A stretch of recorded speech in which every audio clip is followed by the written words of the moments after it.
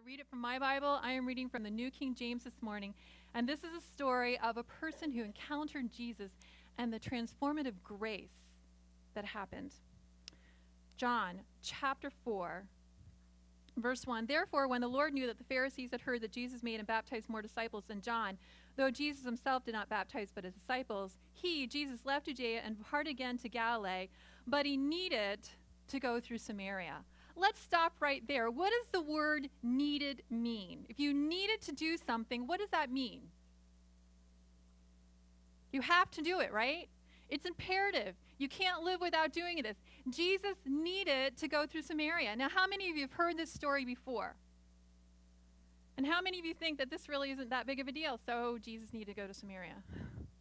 But see, when you look at the story in the context of the culture, this was unheard of because Jesus was a Jew. And Samaritans, well, they were considered outcasts. They were considered lesser cousins of the Jews. And a good Jewish person on his way from Judea to Galilee would go several days, 2 days journey out of his way to avoid going through Samaria. Because if he went through Samaria, it would make him unclean. And no Jew ever wanted to be unclean. And so they would avoid it. And so I like to imagine what it was like for Jesus and his band of disciples as they're walking along. They're going from Judea to Galilee, and Jesus goes, wait a second. When they got to that fork in the road that the Jews took, and they went to the left or the right. I didn't look at a map, so I don't really know which directions. But they went to go the other way, the longer way, the way that would take them 2 days' journey out of their way instead of the shortest way through Samaria. And the disciples automatically turned to go the long way when Jesus says, no, wait. I need to go to Samaria. And they're thinking, what do you mean you need to go through Samaria? No good, self-respecting Jew ever goes through Samaria. So I think the disciples, as they're journeying on, they're probably going, okay, so we're going to go through Samaria with Jesus because we're going to follow him no matter where he goes, but we are not going to like it. Have you ever done that? I remember one time we were going on vacation, and we had decided to go to Colorado. Tim and I had gone to the Rockies for our honeymoon. And it was such an amazing, beautiful place. Tim and I both love mountains that we had decided on our honeymoon that someday, if we ever had children, we were going to take them to the Rockies. And so one day we had 2 kids, and it was between our oldest son's junior and senior year, and we knew that the time was coming when they wouldn't want to go on vacation with us, and we knew that this was the time. And so we said, okay, we're going to go, and we're going to take you guys to Colorado. And God provided the money, and just everything fell into place. And our youngest son, Zach, who doesn't really like change, so he joined the Army and is now serving in Cuba, got all mad and indignant. He's like, I don't want to go on vacation to the Rockies. I want to go to the beach. That's what we do every year. We go to the beach. See the whole Horst clan, all the siblings, Trent and Melissa, Glenn and Trisha, all the kids. Every year we go to the beach, the Outer Banks, for a week and rent a great house. It's one of the best vacations ever until we went to Jamaica this year. And so Zachary was mad. He didn't want to go. And we're like, no, we're going. And he's like, I don't know why you just don't leave me home so I can just work all summer. I don't know why. I just want to go to the beach. And finally he decided, I'm going to the Rockies, but I'm not going to like it. And he loved it. And but that's, I think, how the disciples were. Fine, we're going to go if we have to, but we're not going to like it. And so he needed to go through Samaria. So he came to a city, verse 5 of Samaria, which is called Sychar, near the plot of ground that Jacob gave to his son Joseph. Now Jacob's well was there. Now, the well was an important part of the culture and of the day. The well was a gathering place. Why? Why would the well be such an important part of society in this day and time? Water. Why was water important? Because they didn't have it in their house, did they? They couldn't just turn on the spigots. They had to go and get it. So every morning, early in the morning, before it got hot, before women started their daily chores, they had to get up and go to the well and gather water. Now, let's picture this for a moment. A bunch of women coming together every morning to gather water. What do you think they were doing at the well besides just getting water while they were waiting their turn to get their bucket of water?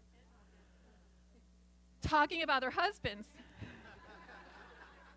Does that make you a little nervous about when she goes out to dinner with her friends or something? They would talk. And what happens sometimes when women talk? They gossip. And so the well became the place where you would go and you would hear everything that was happening in town. You would hear all the news. They didn't need newspapers. Newspapers didn't come into existence until the well was no longer needed. Now, I'm just making that up, so don't really believe that. I don't really know why newspapers existed, but it makes sense, doesn't it? You know, and so the women would gather and they would talk at the well. So the well and that morning time of going for water was really important.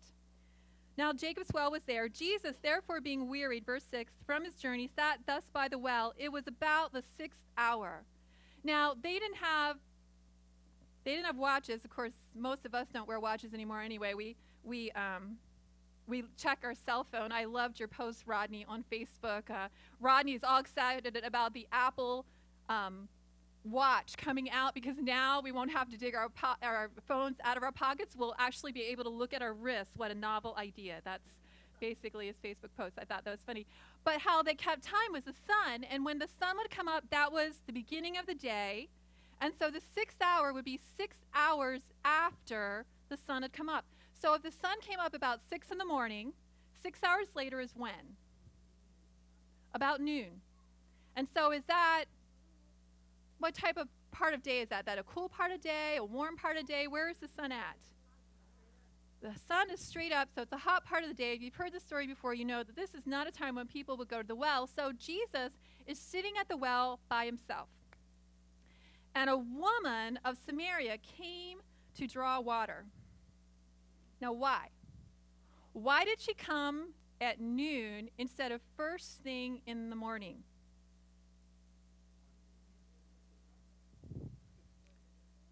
She wanted to avoid the women. She didn't want to be there first thing in the morning when all the other women were there. Why? Because she didn't feel like she belonged. Because she wasn't accepted. Because this was a woman with a history. This was a woman who had made some choices, and the other women were talking about her. Have you ever walked into a room and everybody's talking, and as soon as you walked in, they all stopped? And you kind of wondered? And this was what it was for her. And she knew what they were talking about. She knew that they were talking about the bad choices that she had made. And so as desperately as she wanted to belong, because all of us are created with this longing to belong and be accepted, be valued, as much as she wanted that, and she wanted a girlfriend. Because you know, ladies, don't you know that a girlfriend can listen and care about your heart in a way that your husband can't? I mean, how many of you have ever been struggling with something and you go to your husband, and because of his male brain, and this is a good thing, he wants to fix you. He wants to tell you what you're doing wrong and how to do it better, how to do it differently. And that's how God has created them. God has created men to fix and to conquer. We don't want fixed and conquered sometimes, though, do we? Sometimes as a girl, you just want someone to go, oh, those terrible people. You know? Don't you want that sometime? And so you need girlfriends who will do that for you and will say, come on, let's go out for chocolate, you know? Let's go to the chocolate cafe over on Penn and it'll all feel better. And the men in this room are going, what do you mean going out for chocolate? That's just going to make you frustrated about your weight, and we know that you're already frustrated about that enough. That won't help anything. But as much as she needed a girlfriend to talk to, she avoided women. See, sometimes when we don't feel good about ourselves, we do this. We avoid connection and we avoid people. Sometimes we do it subtly. We only have friends on Facebook, and we have tons of friends, but we only share what we want to share, and we don't really connect outside of that.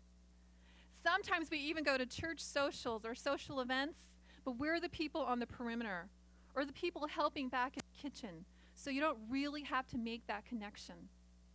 And sometimes you just become a homebody, and you don't go anywhere because you don't really feel like they're going to accept you anyway.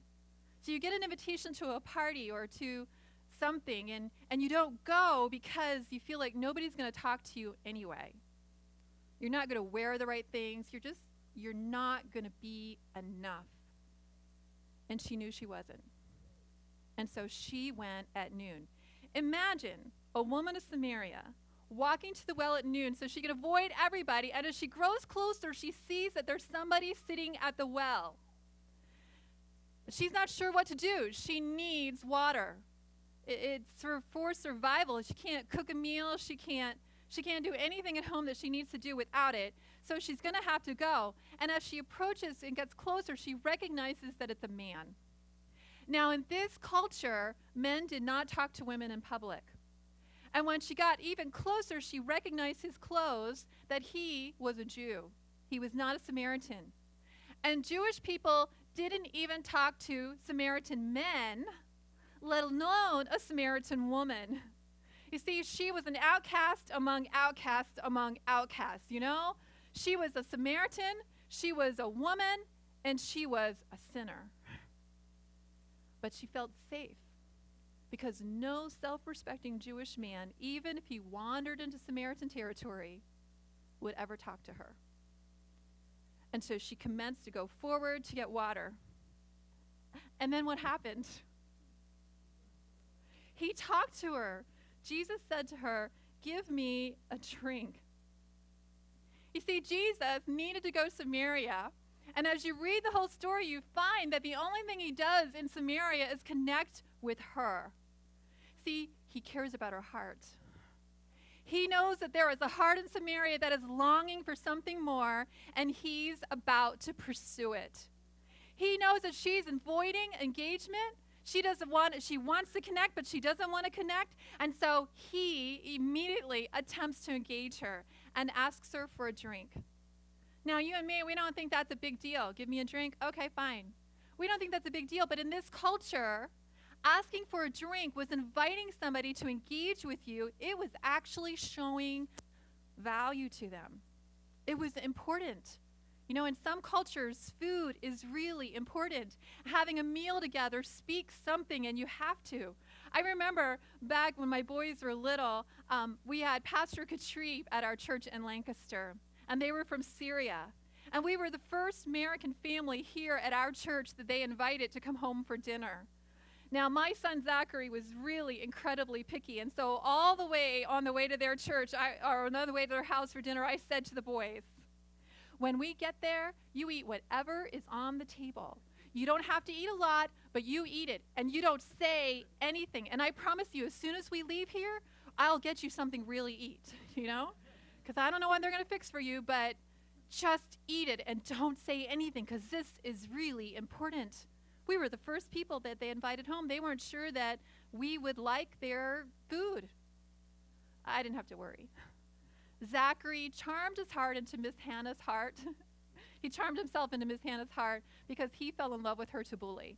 Every woman in Lancaster learned how to make tabbouleh, but when Zachary would get to potluck, he'd always go to Miss Hannah and say, "Miss Hannah, which is your tabbouleh? Because you make the best tabbouleh." And Hannah and Gabriel loved my boys. Just loved my boys. Food is so important. And so Jesus invites her to engage. He asks her for a drink of water. I can just picture Jesus sitting there. He knows she's coming. He knows that he's going to pursue her. He knows that she's thinking that he won't talk to her. And I can just see the playfulness on Jesus' face. I mean, can you hear in his voice? Hey, give me a drink. He knows that conversation is going to happen. He knows that he is going to capture her. Give me a drink. For his disciples had gone away into the city to buy food. Then the woman of Samaria said to him, "How is it that you, being a Jew, ask a drink from me, a Samaritan woman?" This is her first excuse. Basically, she's saying, I'm not good enough. I'm not good enough to give you a drink. Don't you see who you're talking to? Do you not know where you are? You're in Samaria. I am a Samaritan. Have you noticed I'm a woman?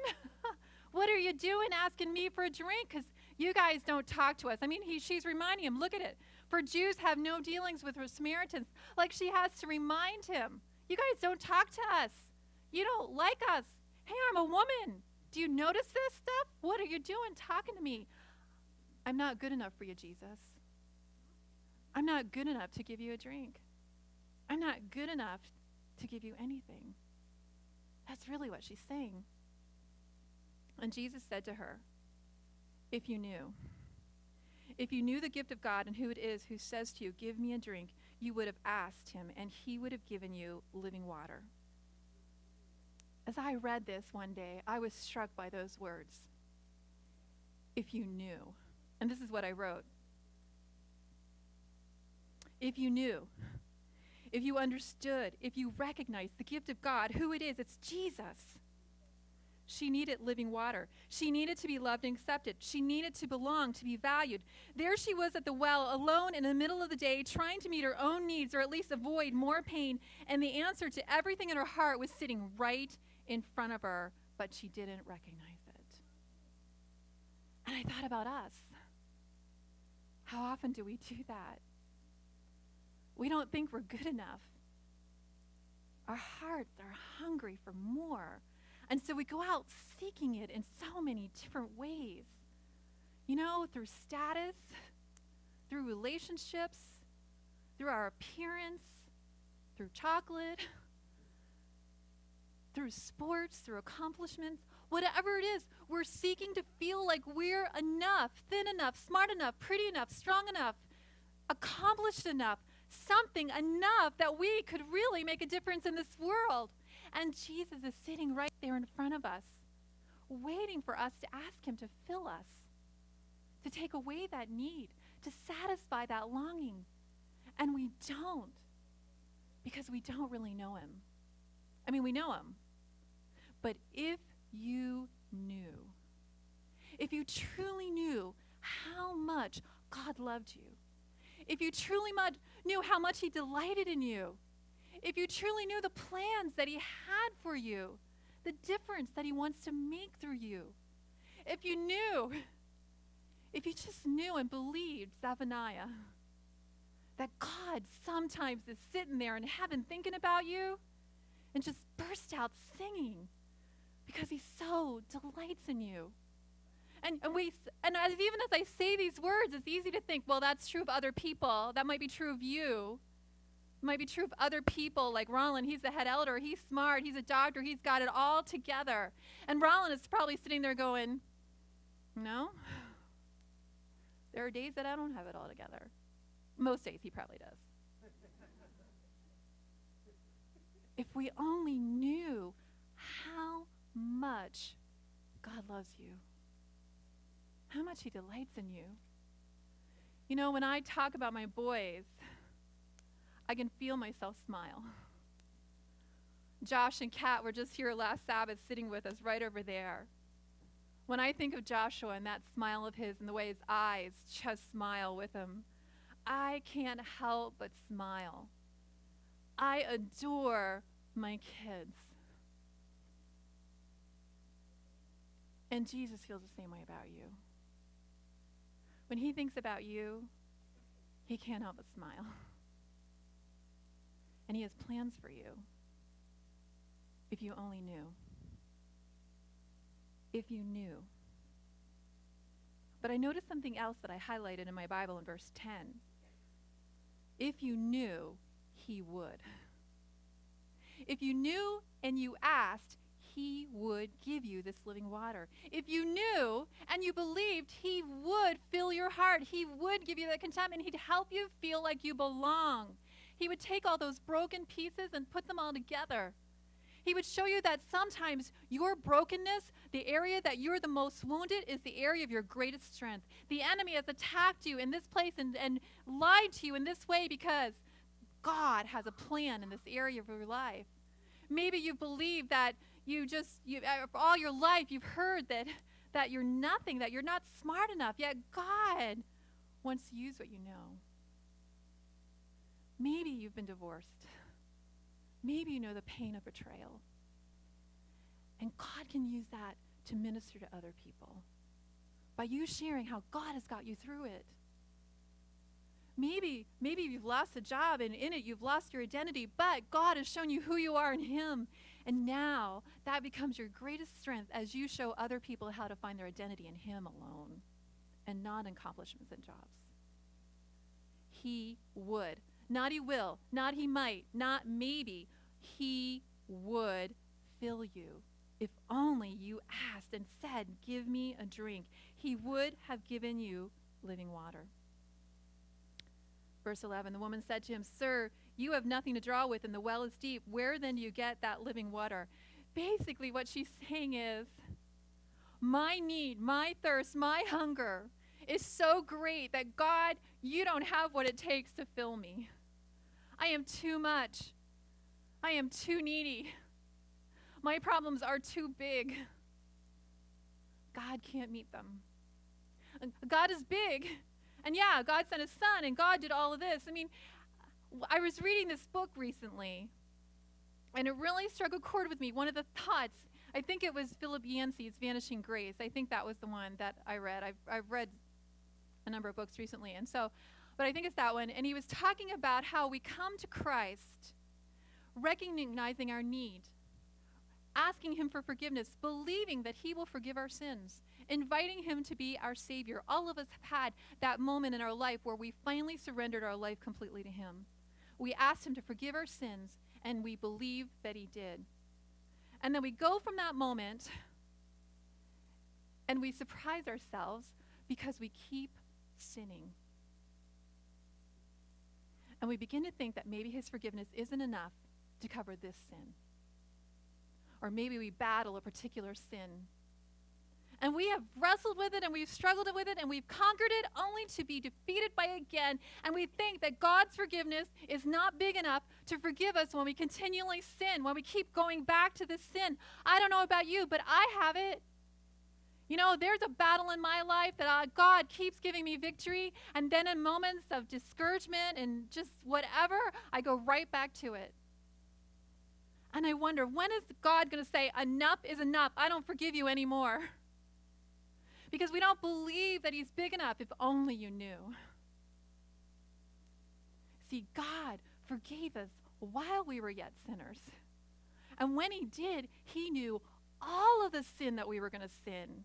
And he forgave us all of it at that same time, at that same moment. Not just the stuff we did before we accepted him as Savior, but all of it, all of our lives. He knew what we were made of. It says in the Psalms that he knows that we're dust. He knows that we're going to fall. He knows that we're going to fail. Paul said, I do what I don't want to do, and I don't do what I'm going to do. Now, if Paul had those moments, don't you think that God knew that we would? Because I don't know about you, but I kind of see Paul as a superhero of Christianity, you know? Like he had it. He walked closely with God. He made a difference in this world. But Paul said, I struggle. I am the chief of sinners. Yet he knew that God's grace was bigger than all of that. But that's her second excuse. I'm too much. I'm too needy. And Jesus answered her and said, verse 13, whoever drinks of this water will thirst again, but whoever drinks of the water that I shall give him will never thirst. But the water that I shall give him will become in him a fountain of water springing up into everlasting life. The woman said to him, Sir, give me this water that I may not thirst, nor come here to draw. She's like, all right, if you're big enough to take it, if you're big enough to solve it, if you can take away this thirst and this hunger, if you can cause me to feel like I belong, that I am someone, that I have value, I want it. I want it. I want it. And then what does Jesus say? Oh, okay. Again, I see Jesus' playfulness in this. Jesus said to her, go, call your husband and come here.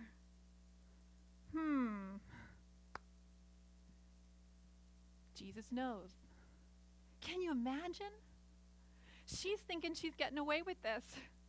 He doesn't really know about her. He doesn't know about all the sin. He doesn't know about all the men in her life. And that's why he can offer it to her. But now he's going, oh, go call your husband. And she's thinking, oh, I can't let him find out. I can't let him find out that I've had so many. And the one I'm with isn't. So the woman said, I have no husband. She wasn't lying, not technically lying. She really didn't have a legal husband.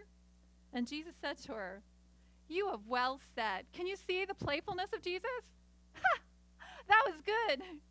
You're right. You don't have a husband. I I like that about you. You've got spunk. But you have had 5 husbands, and the one you're living with now is not your husband. In that, you've told the truth. Really good job here. Can you see the playfulness of Jesus? He's not shaming her. He's not guilting her. He's not going, what do you mean you don't have a husband? You've had 5, and now you're living with somebody else's husband. That's what the word husband in the original language refers to, somebody else's husband. Jesus doesn't shame us. He doesn't try to guilt us. He just tries to love us and meet us right where we are. Too much or not enough, it doesn't matter to Jesus. He is right there. Can you imagine this conversation from her point of view? She thinks she's going to pull one over on him, and then he lays out her deepest, darkest secrets, the thing that causes her to hide from the other women. You see, men were her problem. Like many of us, she had turned to fill her need for acceptance and belonging and love to men. We all turn to something at some point. And she kept going to men. And we don't know why. We don't know the story. A lot of people think that she must have been divorced like 5 times, 5 husbands, 5 times. I wonder about that. You know, I know that the man that she was living with currently was not her husband. But in this culture and in this day, divorced women weren't really who you wanted to marry, were they? You know, they were, no, that was like wrong. And so, did all the men leave her? Did all of them divorce her? Did some of them die? Why did husband number 2 marry her after she'd already had one? These are questions I have and I don't have answers for. Why did husband number 5 marry her? I mean, everybody in the village knows that she's had 4 husbands now, and whether they all divorced her or they died or a mix of both, wouldn't you think that people would begin thinking that she was like the Black Widow or something, that it was like a little dangerous to marry her? And maybe you think, well, she must have been really beautiful. Have you seen what they wore back then? You really couldn't see a woman. You know, she was covered in all those robes, and her hair was covered, and all you really saw were her eyes. And she was never allowed to make eye contact with a man in public. Maybe you thought, well, maybe she was just smart and charming. Well, women weren't allowed to talk to men. They couldn't even talk to their husbands in public unless their husband spoke to them first. You know, they traveled behind the husband. They had to keep their eyes down. No eye contact, no talking to men. And so we don't know the story of how she's gone through 5 husbands. So the woman, kind of shocked and taken aback, I mean, how would you like to be, you know, you are sitting at Panera and somebody comes up to you and they start talking to you and they tell you all of your deep, dark secrets from the past? What do you say? And so she said, sir, I perceive that you are a prophet. You know things about me that I don't know how you know. I mean, everybody in town knows, and so she's feeling a little bit exposed and naked, and so she takes it back to religion. You can see, you know, he's pursuing her heart. He's going after relationship. And sometimes that's scary stuff for us. It's a lot easier for us to go to the rules, isn't it? Go to what should I be doing? I mean, when you don't feel like you're enough or you feel like you're too much, often what you want is you want the rules so that you know where to walk that straight and narrow between the two. Just give me the rules. Tell me what to do. And so that's what she goes to. Sir, I perceive that you're a prophet. Our fathers worshiped on this mountain, and you Jews say that in Jerusalem is a place where one ought to worship. Basically, she's saying, so where should we worship? You know, you guys say it this way, we say it this way. Let's go back to the rules. That's a lot safer to talk about than my heart. Isn't it? And Jesus said to her, woman. Now, today, if someone said to me, woman, I might not like it. That might be a little disrespectful. But in this culture, in this day, the word that Jesus uses to address her showed deep respect. Woman. Nobody had treated with her with respect in a really long time. Woman, believe me, the hour is coming when you will neither on this mountain nor in Jerusalem worship the Father. You worship what you do not know. We know that we worship, for the salvation is of the Jews. but the time is coming.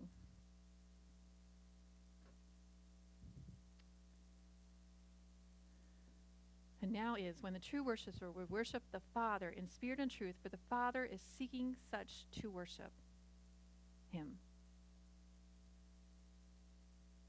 What would have happened if Jesus had engaged in her argument about religion? What if Jesus had engaged in the argument about where to worship? Most Jews would have, wouldn't they? Well, we're right. This is what you should be doing. A lot of people do that. We think that we believe the right way and everybody else believes the wrong way, and so we're going to tell you how to worship right. That's not what Jesus does. He just ignores that whole real question and says, it's not about the rules. It's about your heart. It's about your heart seeking God. Oh, wait. He doesn't use the word God. What word does he use? How does he refer to God? Father. What is Father in tone? It's belonging, isn't it? Father is family. Father means that you belong. Father means someone loves you and accepts you.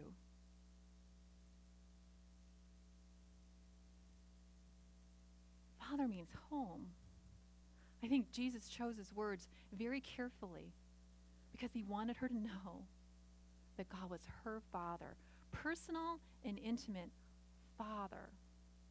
Not just a God out there somewhere, but Father. And that what he was seeking, what God was looking for, wasn't perfection and getting it all right, but a heart that was seeking him. That's what he wanted. God is after our hearts, not our perfection.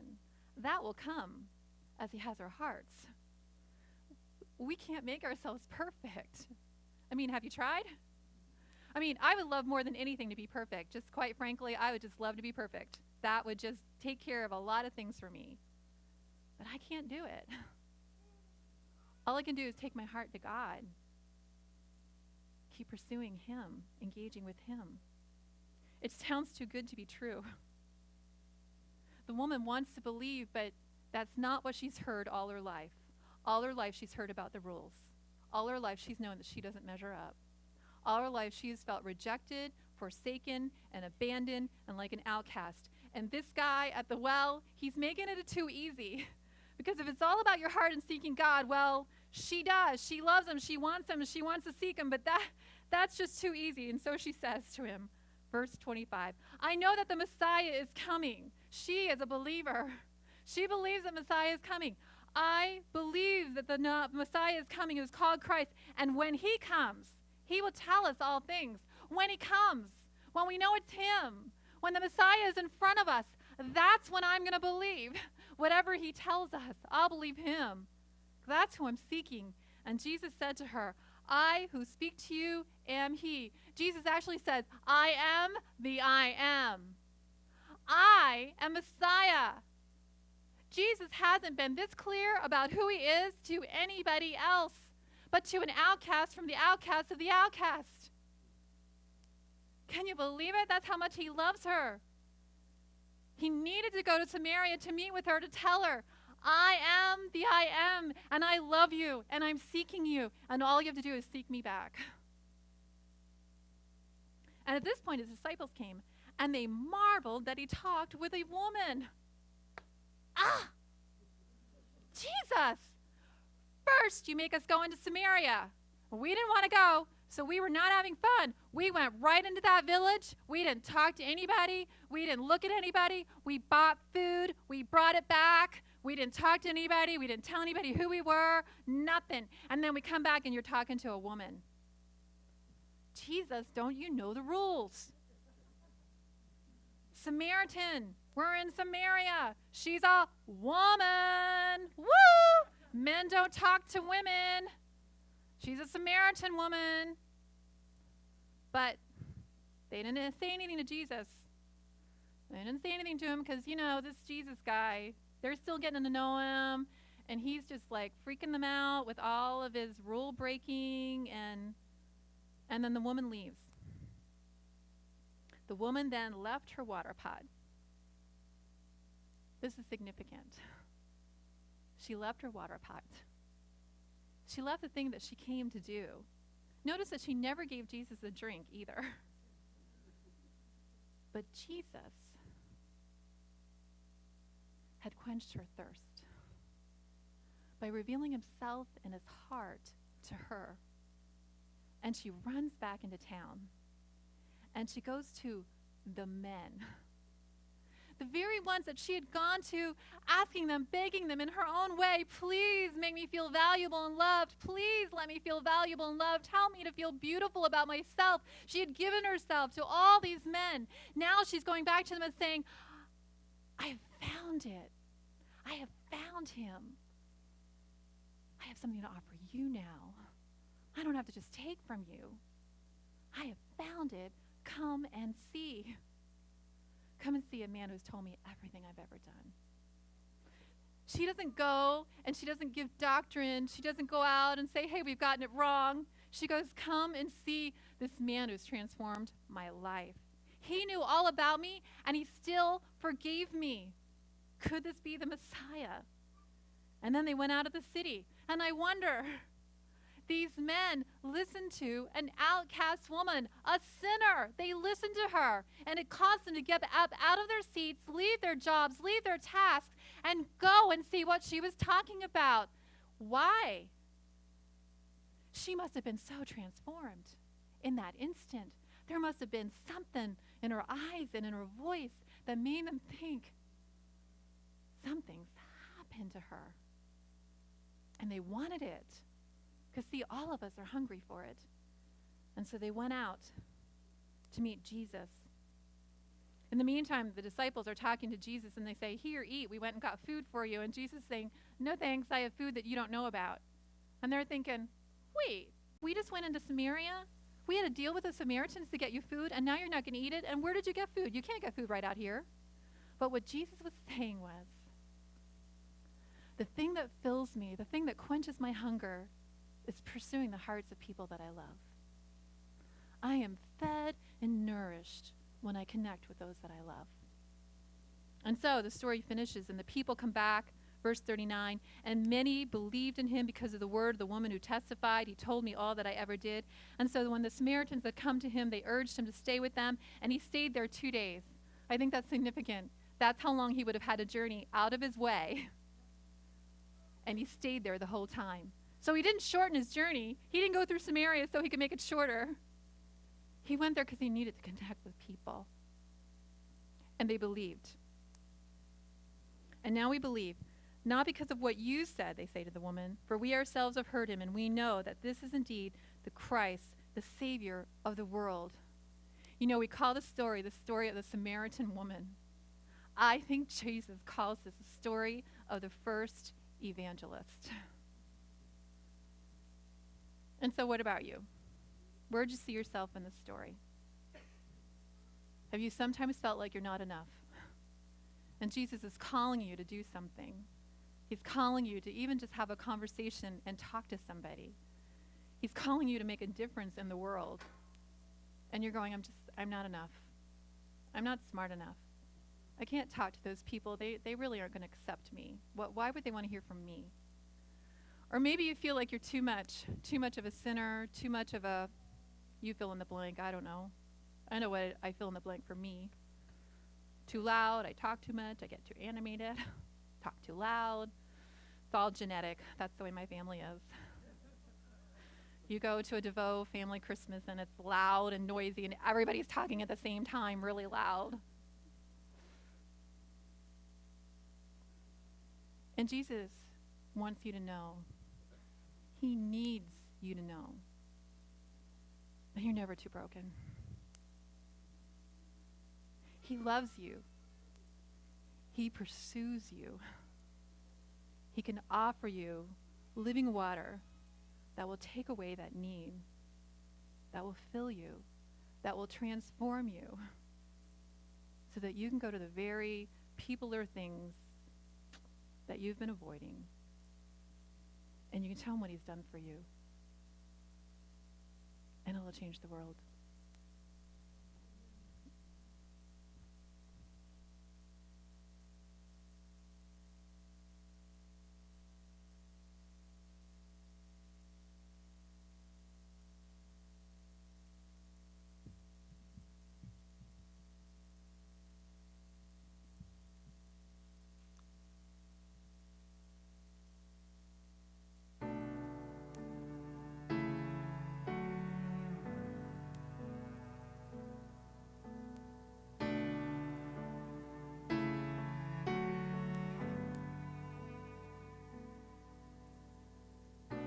door is open, come on in as you are. All you need to bring is what remains of your heart. I see the years of fear, pain on your face. Take a step, enter in. You are safe in this place. You're never too broken to belong, never too wounded, never too far gone. And here you'll find Jesus and find your home. You're never too broken to belong.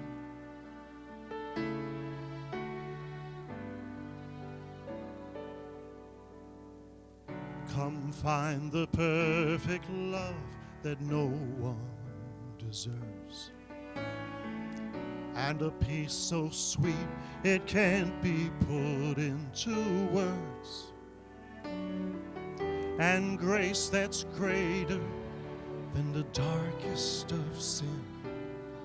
Taste and see, take his hand, let the healing begin.